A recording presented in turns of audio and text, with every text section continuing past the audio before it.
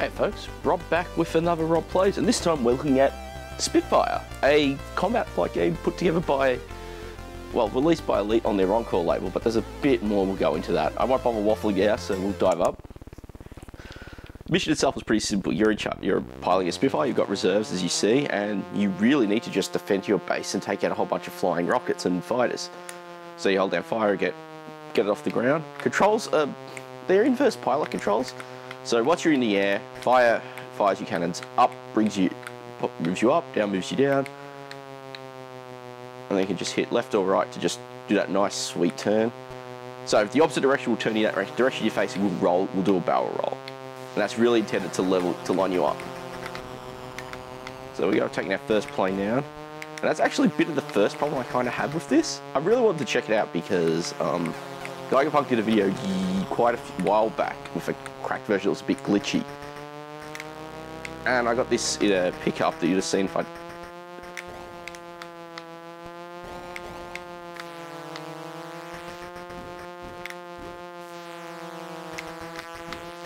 would have seen when, and then... oops. So, yeah, got a little muddle there. But basically, I wanted to just cover this to sort of show a proper version in action. So you can sort of see, you fly around, take out the flying bombs, take out the fighters, and it's simple enough. I mean, this was released as a budget game. From what I could gather, it was originally slated to be released by Durrell, who did a number of games, but in '87 they decided to get out of doing video games, actually focus on business software, which is a weird approach, but it works for them. I mean, you know, it's 2015 and they're still doing that now, so good on them, I guess. So they sold the catalogue to Elite, and so Elite would eventually reissue all those games on the Encore label. And Spitfire was actually like the last game that they were working on when they sold out. So either they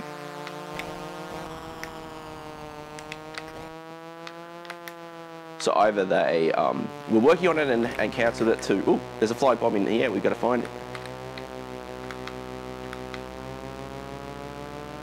One thing I do like, though, is you've got to actually, you sort of got a realistic pulse of speed, and you do have the sound to sort of lead you into things.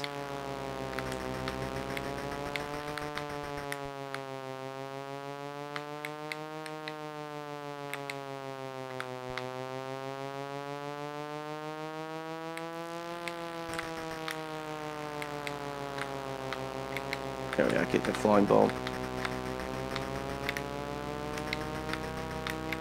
Which is realistically how.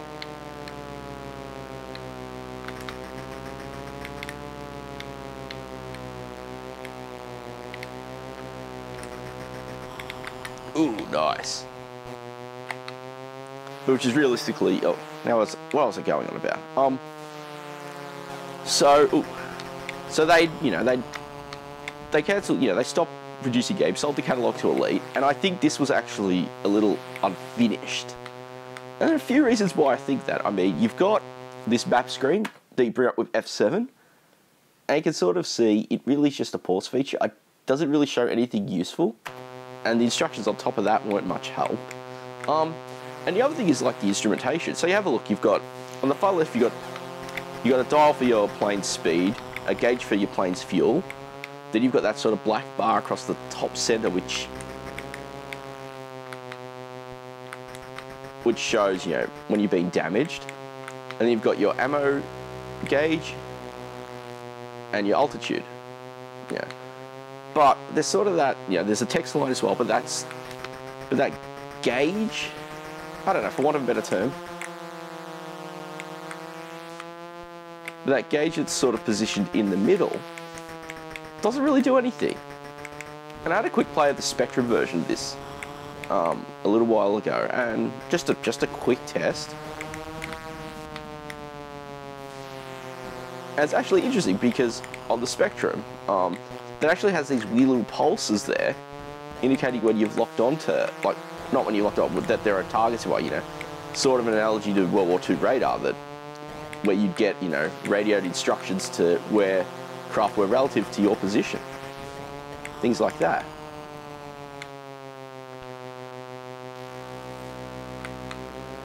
Well, the controls themselves work pretty well. You know, when I think of games like this on the 64, I always think of like Wings of Fury. I mean, you could go looking at 16-bit stuff and see the likes of Sky Strike or Jet Strike, which, you know, the C64 is never really powerful enough to handle. So you can sort of expect that this, on the other hand, works pretty well. But on the flip side, I have to admit, I like the big sprites, but I also don't. In that I like them because they actually do look good. Oops. I do like them because they look good, but at the same time they really clutter visibility. And I think that that's a bad thing for a game like this. You really want to be able to see what the heck is happening as you're playing. Man, we're actually doing alright this time. I mean, every time your base gets hit, you actually lose like your extra lives as reinforcements, so you've got to be careful. And it's one of the things I do find is a bit hard. It's hard to sort of like...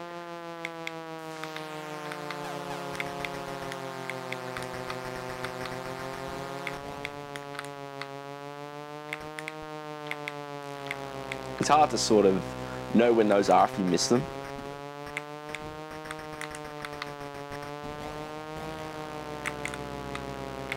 Oh, I saw a bomb.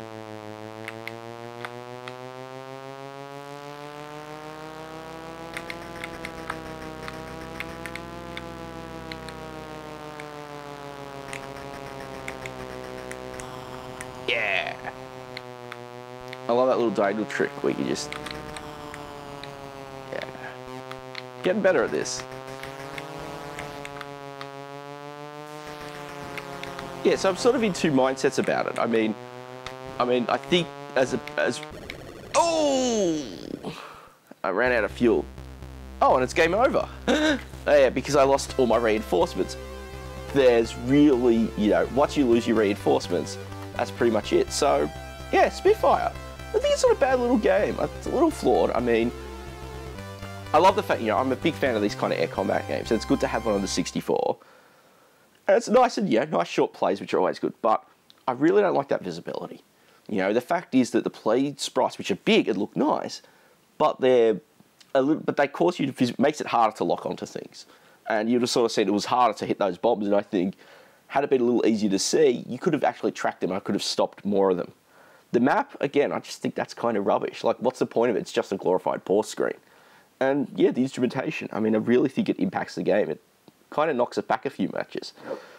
I mean, Zap gave it 55 when they reviewed it, and when I read that review while doing my research, I thought it might have been a bit over the top, but I kind of think it's right. It's not a bad one. It's worth checking out, you know. It's a budget release, and I think that saves it a lot, but pretty much other than that, it's not a bad one. So, thanks again for watching, and I'll catch you next time. Thanks for checking out this video. If you enjoyed it, please do consider leaving a thumbs up or a comment down below.